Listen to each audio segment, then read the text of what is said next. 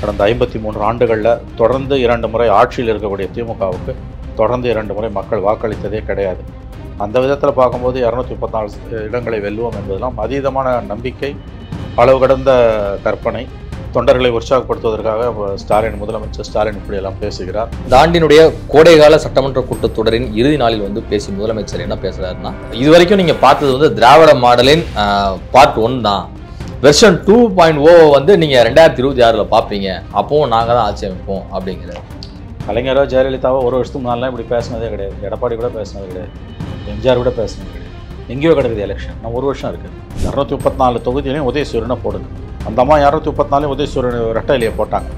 அவங்க சந்தித்த கடைசி தேர்தல் கூட்டணிக்கு சின்ன உதிரி கட்சியில் வச்சுருந்தாங்க, சின்ன கட்சியில். அவங்களையும் உதயசூரியன் ரெட்டையில் நிற்க சொன்னாங்க. சரியான நேரத்தில் போடப்பட்ட உத்தரவு தானே. என்ன கட்சியாக அவங்க ஃபார்முலா பெரிய அளவில் மெச்சூர்டாக வரல. ஒரு ரசிகர் கூட்டமாக தான் இருக்குது. அது கோயம்புத்தூரில் வந்த கூட்டம் கொண்டு வந்து ஒரு அன்ரூலி மாபு, கட்டுக்கடங்காத கூட்டம். ஏர்போர்ட்லலாம் ட்ராலியெல்லாம் போட்டு உடச்சிட்டு இருக்காங்க. கட்டுக்கோப்பு இல்லை. இது அரசியல் கட்சியாக இருந்தால் கட்டுக்கோப்பு வரும்.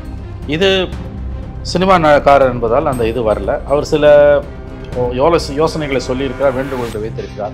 இப்போ கோவையில் நடந்த ரோட் ஷோவாக இருக்கட்டும், அவங்க நடத்தின அந்த பூத் கமிட்டி கருத்தரங்கமாக இருக்கட்டும், இந்த முன்னெடுப்புகள்லாம் தாவேக்காவினுடைய ஒரு அதீத வளர்ச்சியை காட்டுகிறதா இந்த க்ரௌடெல்லாம் நீங்கள் பார்க்கணும். இல்லைங்க, அவருக்கு ஒரு மக்கள் மத்தியில் அவருக்கு ஒரு செல்வாக்கு இருக்குது. வெறும் சினிமா நடிகர் விஜய்க்கான ரிசப்ஷன் நம்ம பார்க்க முடியாது. கண்டிப்பாக அவருக்கு மக்கள் மத்தியில் ஒரு அதீதமான செல்வாக்கு இருக்குது.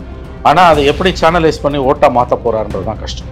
விஜயை யாரும் குறைச்சி மதிப்பிட முடியாது. திமுகவோ பிஜேபியோ அண்ணா திமுகவோ யாருமே விஜயை குறைச்சி மதிப்பிட முடியாது. அது மட்டும் நல்லா தெரியுது. நீங்கள் தாவேக்காகவும் திமுகவும் சண்டைன்னு தான் கொண்டு போனீங்க. விஜய்க்கும் உதயநிதிக்கும் சண்டை அப்படின்னு கொண்டு போனீங்கன்னா தோற்று போகுது, திமுக தோற்று போகுது.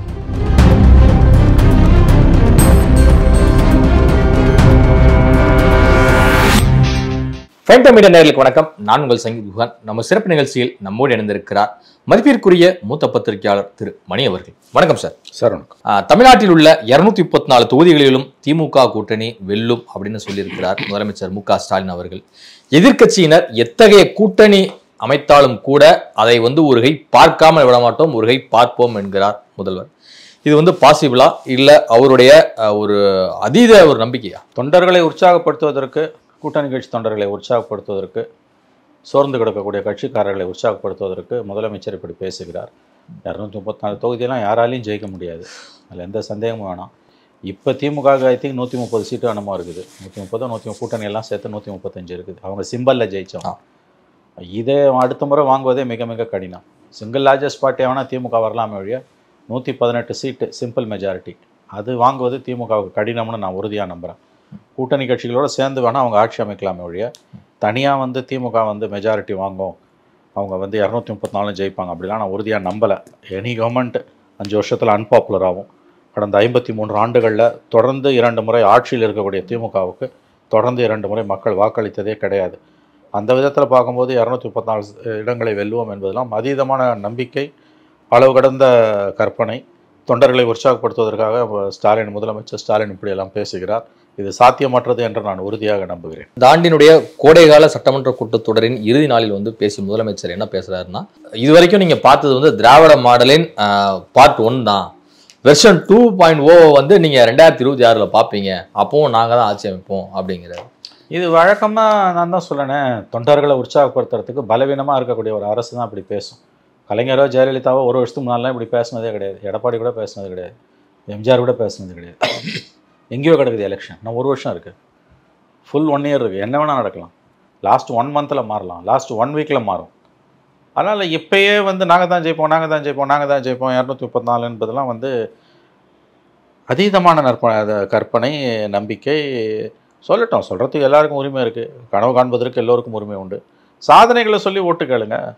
இந்த 4 வருஷத்தில் என்ன சாதிச்சோன்னு அதை விலாவாரியாக சொல்லுங்கள். மக்கள் முடிவு பண்ணட்டும். நீங்களாவே ஏன் முடிவு பண்ணிக்கிறீங்க? 234 சீட் நாங்கள் ஜெயிப்போம் நீங்களாவே ஏன் முடிவு பண்ணிக்கிறீங்க? மக்கள் முடிவு பண்ணட்டும், மக்கள் தீர்ப்பு கொடுக்கட்டும்ன்றான். தீர்ப்பு கொடுத்தா எல்லாரும் ஏற்றுக்க போகிறோம். அதற்கு முன்பாகவே நாங்கள் 234 இது வேடிக்கையாகத்தான் இருக்கிறது.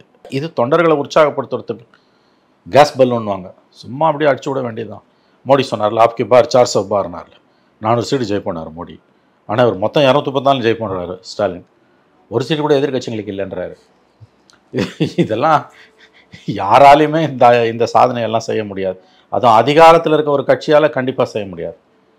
எதிர்கட்சி கூட சொல்லலாம் நாங்கள் 234 ஜெயிப்போம், ஆளுங்கட்சி எந்த காலத்துலையும் சொல்ல முடியாது. ஏன்னா எந்த கவர்மெண்ட்னாலும் அதிருப்தி இருக்கும், மக்கள் மத்தியில் கடுமையான அதிருப்தி இருக்குது, இப்பயும் இருக்குது. 2016 அதிமுக இது மாதிரியான ஒரு கேம்பெயினை தானே பண்ணாங்க, 234 தொகுதிகளிலும் இரட்டை இலை அப்படின்னு. அவங்க பண்ணாங்கன்னு நீங்கள் பண்ண முடியுமா? சரி, அப்போ உதயசூரியனை 234 போட்டு பாருங்களேன், பார்த்துடலாம். 234 தொகுதியிலையும் உதயசூரியனை போடுங்க. அந்த அம்மா 234 உதயசூரியன் ரெட்டை இலையை போட்டாங்க. அவங்க சந்தித்த கடைசி தேர்தல் கூட்டணிக்கு சின்ன உதிரி கட்சிகளை வச்சுருந்தாங்க, சின்ன கட்சிகளை, அவங்களையும் உதயசூரியன் ரெட்டை இலை நிற்க சொன்னாங்க. சரி, நீங்கள் அந்த மாதிரி 234 தொகுதியில் ரெட்டை இலை நிற்க வைங்க, இது உதயசூரியனை நிற்க வைங்க. உங்களால் அது முடியுமா? ஜெயலலிதாவுக்கு 2016 அனைத்து தொகுதிகளிலும் 234 தொகுதிகளிலும் ரெட்டை இலையை நிற்க வைத்த அரசியல் துணிச்சல் ஸ்டாலினுக்கு வந்து இப்போ உதயசூரியனை 2026 234 தொகுதிகளில் நிற்க வைப்பதற்கு பொலிட்டிக்கல் கரேஜ், அரசியல் ரீதியிலான துணிச்சல் இருக்கிறதா? எனக்கு தெரிஞ்சு இல்லை. கூட்டணி கட்சிகள் எப்படி ஒத்துப்பாங்க? காங்கிரஸ் ஒத்துக்குமா உதயசூரியன் சிம்பல் நிற்கிறதுக்கு? லெஃப்ட் ஒத்துப்பானா? விசிகா ஒத்துக்குமா? அப்புறம் இது என்ன, நாங்கள் தான் 234 எதை வச்சு நீங்கள் சொல்கிறீங்க? 5 வருஷம் ஆட்சி பண்ணிவிட்டு மக்கள்கிட்ட போகும்போது கடுமையான அதிருப்தி இருக்கும் சார்.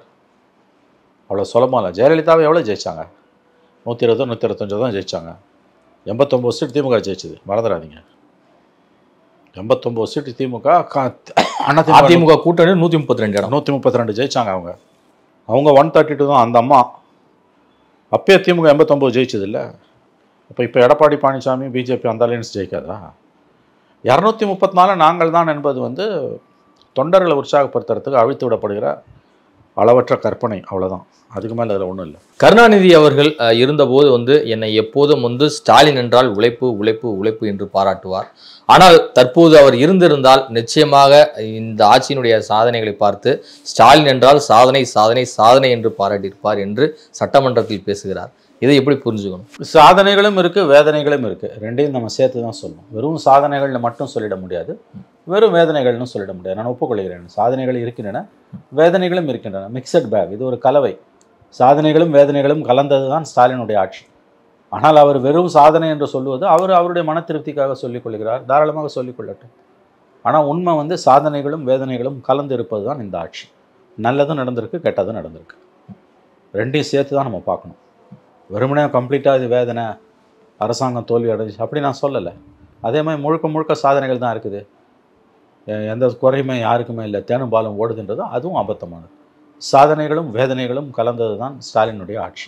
7வது முறையாக ஆட்சி அமைப்போம் என்று சொல்கிறார் முதலமைச்சர். ஸோ இதை நம்ம பார்க்கும்போது திமுகவுடைய வரலாற்றில் 2ஆம் முறையாக அவங்க வந்து சட்டமன்ற தேர்தலில் தொடர்ந்து ஜெயிச்ச வரலாறே இல்லை அப்படின்னு சொல்லி தான் நம்ம வந்து பார்க்குறோம்.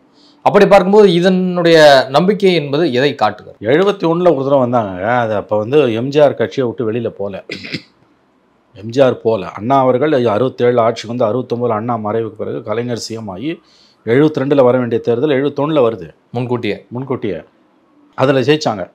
அதுக்கு பிறகு எம்ஜிஆர்ன்ற ஒரு அரசியல் தலைவர் வந்த பிறகு 72 அக்டோபருக்கு பிறகு அதிமுக ஆரம்பித்த பிறகு 53 வருஷத்தில் கண்டினியூஸ் 2 கவர்மெண்ட்ஸ் வந்ததே கிடையாது. 2 தேர்தலில் மக்கள் தொடர்ந்து போய் திமுகவுக்கு பொத்தான அழுத்தினது, ஓட்டு போட்டதே கிடையாது. அந்த காலத்தில் ஓட்டு குத்துறது, இப்போ பொத்தான அமுத்துறது கிடையவே கிடையாது. இப்போ மட்டும் எப்படி மாறும் நம்புறீங்க? கணிசமான இடங்களை வெல்லுவார்கள், தனித்த ஆட்சியை பிடிப்பார்களா என்பது சந்தேகம். பிடிக்க மாட்டார்கள் என்று சொல்லவில்லை, சந்தேகம்.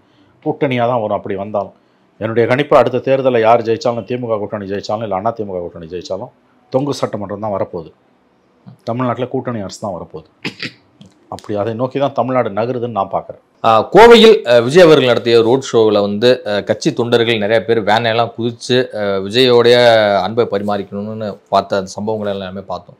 ஆனால் இது ஒரு பக்கம் வந்து கடும் விமர்சனத்துக்கும் உள்ளானது. விஜய் அவர்கள் அதை கண்டிக்க மாட்டாரா அப்படின்னு சொல்லிட்டு இன்றைக்கு ஒரு அறிக்கை வாயிலாக விஜய் வந்து தன்னுடைய தொண்டர்களுக்கு உத்தரவிட்டிருக்கிறார். நம்ம வந்து கடமை கண்ணியம் கட்டுப்பாட்டோடு இருந்தாலும் கூட அதே சமயம் டிசிப்ளின்ங்கிறது 100% நமக்கு வந்து வேணும், இதை எல்லாருமே நீங்கள் ஃபாலோ பண்ணணும் அப்படிங்கிறது உத்தரவிட்டிருக்கிறார். இந்த உத்தரவை எப்படி பார்க்குறீங்க? சரியான நேரத்தில் போடப்பட்ட உத்தரவு தானே. என்ன கட்சியாக அவங்க வந்து ஃபார்முலா பெரிய அளவில் மெச்சூர்டாக வரல, ஒரு ரசிகர் கூட்டமாக தான் இருக்குது. நேற்று கோயம்புத்தூரில் வந்த கூட்டம் கொண்டு ஒரு அன்ரூலி மாபு, கட்டுக்கடங்காத கூட்டம். ஏர்போர்ட்லலாம் ட்ராலியெல்லாம் போட்டு உடச்சிட்டு இருக்காங்க. கட்டுக்கோப்பு இல்லை. அது அரசியல் கட்சியாக இருந்தால் கட்டுக்கோப்பு வரும். இது சினிமாக்காரர் என்பதால் அந்த இது வரல. அவர் சில யோசனைகளை சொல்லியிருக்கிறார், வேண்டுகோள்களை வைத்திருக்கிறார். வரும் நாட்களில் அது நிறைவேறும். விஜய் கட்சி ஒரு நல்ல மெச்சூர்டு பொலிட்டிக்கல் பார்ட்டியாக வரும் என்று நாம் நம்பலாம். வரும் நாட்களில். இப்போதைக்கு அவங்க வந்து ஒரு கட்டுப்பாடு இல்லாத ஒரு கூட்டமாக தான் இருக்காங்க. அதை ஒரு அரசியல் கட்சியாக மாற்ற வேண்டிய பொறுப்பு விஜய் கிட்ட இருக்குது. அவர் தான் முன்னெடுக்கணும். அதை அவர் என்ன செய்வார்ன்றதை பொறுத்தும் அது இருக்குது. செகண்ட் ரேங்க் லீடர்ஸும் இல்லை. கட்டுக்கடங்காத கூட்டத்தை கட்டுப்படுத்துவன் தான் தலைவன். வரும் நாட்களில் அதை அவர் செய்வார் என்று நான் நம்புகிறேன். இப்போ கோவையில் நடந்த ரோட் ஷோவாக இருக்கட்டும், அவங்க நடத்தின அந்த பூத் கமிட்டி கருத்தரங்கமாக இருக்கட்டும், இந்த முன்னெடுப்புகள்லாம் தாவேக்காவினுடைய ஒரு அதீத வளர்ச்சியை வந்து காட்டுகிறதா இந்த க்ரௌடெல்லாம் நீங்கள் பார்க்கும்போது? இல்லைங்க, அவருக்கு ஒரு மக்கள் மத்தியில் அவருக்கு ஒரு செல்வாக்கு இருக்குது. வெறும் சினிமா நடிகர் விஜய்க்கான ரிசப்ஷன் நம்ம பார்க்க முடியாது. கண்டிப்பாக அவருக்கு வந்து மக்கள் மத்தியில் ஒரு அதீதமான செல்வாக்கு இருக்குது. ஆனால் அதை எப்படி சேனலைஸ் பண்ணி ஓட்டாக மாற்ற போகிறாருன்றது தான் கஷ்டம். விஜயை யாரும் குறைச்சி மதிப்பிட முடியாது. திமுகவோ பிஜேபியோ அண்ணா திமுகவோ யாருமே விஜயை குறைச்சி மதிப்பிட முடியாது. அது மட்டும் நல்லா தெரியுது. எல்லார் ஓட்டையும் அவர் உடைக்கிறார், கணிசமாகவே உடைக்கிறார். கணிசமாக எல்லார் ஓட்டையும் உடைக்கிறார். அவர் ஜெயிச்சு ஆட்சி அமைப்பார் நான் நம்பலை. ஆனால் அவர் கணிசமான வாக்குகளை உடைப்பார். அப்படி உடைக்கிறதால அது திமுகவுக்கு லாபமா அதிமுக லாபமானா திமுகவுக்கு ஸ்லைட் எட்ஜ் இருக்குது.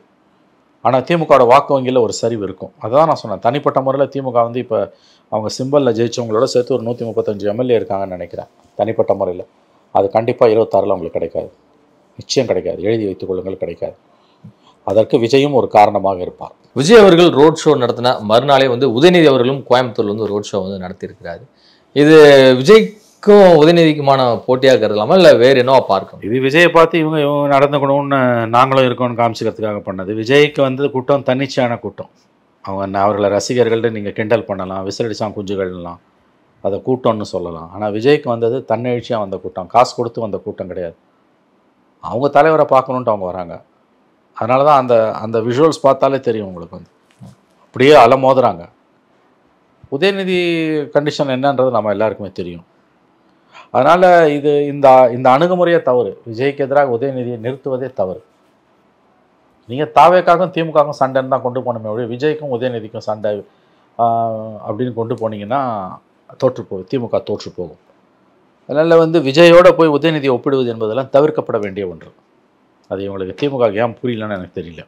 தாவேக்கா ஆட்சி அமைந்தால் ஊழலை ஒழிப்பேன், அதே சமயம் குற்றவாளிகள் வந்து டோட்டலாக குற்றங்களை வந்து குறைப்பேன் அப்படிங்கலாம் பேசியிருக்காரு. இது சாத்தியம்னு நினைக்கிறீங்க நடைமுறையில்? அவர் பேசுகிறாரு. சாத்தியமா இல்லையான்றதை ஒரு பதவிக்கு வந்தால் தான் தெரியும். ஒருவேளை அவர் ஜெயிச்சாராம். பல விஷயங்களை பற்றின விஜயோட புரிதல் வந்து என்னென்னு நமக்கு தெரியல. அதெல்லாம் தெரிஞ்சால் தான் நம்ம பேச முடியும். ஒரு அரசியல் கட்சி அவரோட செயல்பாடுகள் எப்படி இருக்குது? கட்சி ஆரம்பித்து 1.5 வருஷத்தில் 1.25 வருஷத்தில் மக்களோட அவருக்கு எங்கே இன்ட்ராக்ஷன் இருக்குது? மீடியாவோட ஏன் பேசலை? உனக்கு பிடிக்குதோ பிடிக்கலையோ மீடியாவோட பேசணும்.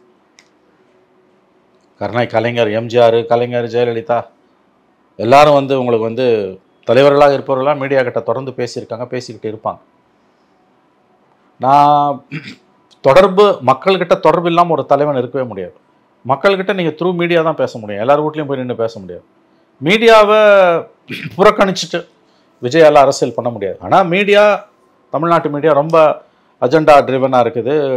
அரசியல் கட்சிகளோட கட்டுப்பாட்டில் இருக்குது. ஒரிஜினல் மீடியா கிட்டத்தட்ட கம்மின்னு சொல்லலாம். அவங்களுக்கு ப்ரொஃபஷனலிசம் இல்லை. விஜய் வந்து துளைத்தெடுப்பார்கள், வறுத்தெடுப்பார்கள் கேள்விகளில். ஏன்னா அரசியல் கட்சிக்கு சார்பாக இயக்கப்படக்கூடிய சேனல்களுக்கு அது லட்டு மாதிரி ஆப்பர்ச்சுனிட்டியாக இருக்கும். ஆனால் அதை மீறி தான் அவர் வளரணும். அவர் அதை மீறித்தான் வளர வேண்டும். மீடியாவை பார்க்கறத விட வேற ஒர்க் எதுவுமே, ஆல்டர்னேட்டிவ் ஒர்க் எதுவுமே கிடையாது. அப்படிதான் நான் பார்க்குறேன். மீடியாவுடைய கேள்விகளை வந்து விஜய் கண்டிப்பாக எதிர்கொள்ளணும் அப்படிங்கிறீங்க? கண்டிப்பாக அவர் எதிர்கொண்டு தான் ஆக வேண்டும். அதில் விஷமம் பண்ணுவாங்க மீடியா, ஆனாலும் அதை சமாளித்து தான் ஆக வேண்டும். ஓகே, அதுக்கு ஆல்டர்னேட்டிவ் நான் மீடியாவே பார்க்க மாட்டேன்னு சொல்லுவீங்களா? ஒரு ஜனநாயக நாட்டில் பத்திரிகைகளோட கடமைன்றது என்ன? எவ்வளோ பாப்புலர் லீடர் இவர். ஆனால் அவரோட ப்ரெஸ் மீட் ஒன்று கூட எந்த ஊடகத்திலையும், காட்சி ஊடகத்திலையும் அச்சு ஊடகத்திலையும் வரலன்றது எவ்வளவு அவலமானது. அவர் எப்படியே இருந்துருவாரா? மீடியாவை ஷன் பண்ணிவிட்டு, மீடியாவை உதறிட்டு ஒருத்தனால அரசியலில் ஜெயிக்க முடியாது. அதுக்கு பெரிய விலையை கொடுப்பார். அது ரொம்ப மோசமாக இருக்கும். மீடியா ரொம்ப கேவலமாக தான் நடந்துக்கும். ஏடா கூடமாக கேள்வியை தான் கேட்கும். அதுவும் ஆளும் தரப்புலேருந்து மோசமான ஆட்களை தான் அனுப்பி வைப்பாங்க. அப்போ எப்படி சமாளிக்கிறான்றதை ஒரு சேலஞ்சாக எடுத்துக்கணும். அது ஏடாகூடமான கேள்விகள் வரும்போது அமைதியாக சிரிச்சுட்டே இருந்தாலே மக்கள் புரிஞ்சுப்பாங்க. இதுதான் இதில் இருக்க சூட்சமே. அதிமுக பாஜக கூட்டணிக்கு வந்து விஜயை இழுக்க ஒரு திட்டம் தீட்டப்படுவதாக ஒரு நாளிதழ் வந்து இருக்காங்க. ஸோ இதை நம்ம பார்க்கும்போது அப்படி எதுவும் பாஜக அதிமுக கூட்டணி விஜயை தங்கள் பக்கம் இழுக்க எதுவும் முயற்சிக்குதான்? அந்த மாதிரி தான் தகவல்கள் வருகின்றன. அவங்க ரொம்ப ட்ரை பண்ணுறாங்க அப்படின்னு. பட் விஜய் எந்த அளவுக்கு இடம் கொடுப்பான்றதான் கேள்வி. யார் வேணால் போய் சேருவாங்க. அதில் எந்த விதமான ஆச்சரியத்தையும் இடம் இல்லை. கம்யூனிஸ்டுகள் பிஜேபியோட போக மாட்டாங்க, காங்கிரஸ் பிஜேபியோட போகாது, திமுக அண்ணா திமுகவோட போகாது, அதிமுக திமுகவோட போகுது, இவ்வளோதான். மற்றபடி தமிழ்நாட்டில் எவன் கூட வேணா போவான். யாருக்கும் விவஸ்தை கிடையாது, ஒருத்தருக்கும் விவஸ்தை கிடையாது. எல்லாம் மக்களை ஏமாற்றி பழகி தான் வரானுங்க. இதெல்லாம் எந்த சந்தேகமும் வேணாம். இல்ல கொள்கை என்பது வேறு, தேர்தல் கூட்டணி என்பது வேறு. அப்படி என்னங்க பேச்சு இது ஒரு பேச்சா? நிறைய பேர் விளக்கம் எந்த விவசாயமே கிடையாது அவங்களுக்கு. அவங்க கூட வேணா சேர்ந்துப்பீங்களா? கொள்கை வேறு கூட்டணி வேறுனா கொள்கையே எங்களுக்கு கிடையாது, பவர் ஒன்று தான் எங்களுக்கு முக்கியம். அதனால் கூட்டணியை பற்றி நாங்கள் உரிய நேரத்தில் முடிவு செய்வோம். நிரந்தர எதிரி இல்லை, நண்பனும் இல்லை, அப்படி சொன்னால் ஓகே. கொள்கை வேறு கூட்டணி வேறுனா என்ன கதை? ஆனால் அதையும் அவங்க சொல்கிறாங்க, தைரியமாக மக்கள் மன்றத்தில் வந்து பேச முடியுது அவங்களால. இது ரொம்ப கஷ்டமான ஒரு இது. ஐடியாலஜிக்கலாக நீங்கள் பவர்ஃபுல்லாக இருக்கணுங்க, சாலிடாக இருக்கணும், தெளிவாக இருக்கணும், ஆம்பிகுட்டிக்கு இடம் இல்லாமல் தெளிவாக இருக்கணும் சித்தாந்த ரீதியாக. அதுவே இல்லைன்னா உங்களுக்கு இப்படி சண்டை போட்டு இருக்க வேண்டியதுதான் உங்களுக்கு. புரியுதுங்களா நான் சொல்கிறது? நீங்கள் கேட்ட கேள்வி வந்து விஜயை பற்றி தானே. விஜயோட எந்த ஆஸ்பெக்ட் கேட்டீங்க நீங்கள்? அதிமுக பாஜக கூட்டணிக்கு எழுப்பதற்கான வேலைகளை நடக்குதுன்றது உண்மைங்க. அமித்ஷா அந்த முயற்சியில் ஈடுபட்டிருக்காரு. திமுகவுக்கு எதிராக ஒரு வலுவான கட்டமைக்கணும்னு அவங்க விரும்புகிறாங்க. பட் விஜய் போகமாட்டார் தான் நான் நம்புறேன். அப்படி போனார்னா தன்னுடைய வாக்கு சதவீதத்தை கணிசமாக ஒரு இழப்பார். பாலிடிக்ஸில் 2+2 0 கூட முடியும். இந்த எலெக்ஷன் விஜய்க்கான எலெக்ஷன் அல்ல. 26 ஒரு மிகப்பெரிய தோல்வியை தழுவார். 33 வேணால் அவர் ஜெயிக்கலாம், 26 அவரால் ஜெயிக்கவே முடியாது, கண்டிப்பாக ஜெயிக்க முடியாது. இல்லை இப்பவே உடைக்கலாம். அந்த முதல்வர் நாற்காலியில் அமரப்போது விஜய் தான் சொல்லி அவங்க கட்சியில் ஸ்போக்ஸ் பர்சன் எல்லாம் பேசி வராங்க. இதெல்லாம் மக்களை ஏமாத்துறதுக்கான வேலை. மக்கள் தேர்ந்தெடுக்கட்டும், அப்புறம் பார்க்கலாம். இல்லை ஒரு எலெக்ஷனோட நீங்கள் ஃபேஸ் பண்ணல, உங்களுக்கு அபரீதமான ஆதரவு இருக்குது உண்மை. எலெக்ஷனில் இது வரைக்கும் என்ன உங்கள் ரெக்கார்டு? இல்லை எலெக்ஷன் போகும்போது வந்து பார்த்தீங்கன்னா எல்லா கட்சிகளும் அந்த 0ல இருந்து தான் தொடங்குவாங்க. அது மாதிரி தான் தாவேக்காவும் 0ல இருந்து தொடங்குது அப்படிங்கிறாங்க. 0ல இருந்து தொடங்குது. எல்லா கட்சிகளுமே எலெக்ஷன் போகும்போது அந்த டைம் 0ல இருந்து தான் தொடங்குவாங்க நேச்சுரலி. அதுக்கு பிறகு நீங்கள் எப்படி வளர்றீங்கன்னு தான் முக்கியம். இப்போ சீமான் அப்படி தான் ஆரம்பிச்சார், கடைசியில் எங்கே வந்து நிற்கிறார் நீங்கள்? 8% அவ்வளோதான். விஜயகாந்த் ஓரளவு சாதிச்சுட்டு கீழே விழுந்தார். நீங்கள் சாதிக்கிறதுக்கு முன்னாலே பிரச்சனை பண்ணிகிட்டு இருக்கீங்க. மோதல் போக்கு இருக்குன்ற ஒரே காரணத்துக்காக நீங்கள் ஹீரோவாயிட முடியாது. மத்திய அரசாங்கத்தை எதிர்த்து தொடர்ந்து ஒரு மாநில அரசு போரிடவே முடியாது. அந்த தப்பு தான் திமுக செஞ்சுட்டு இருக்கு. இது ஒரு கட்டத்தில் இதற்கான வேலையை கொடுப்பார்கள் அவர்கள். ஆனால் விஜய் அவர்களை பொறுத்த வரைக்கும் கொள்கை எதிரி எங்களுடைய எதிரி பாஜக, அரசியல் எதிரி திமுகன்னு சொல்லி அனௌன்ஸ் பண்ணியிருக்காங்க.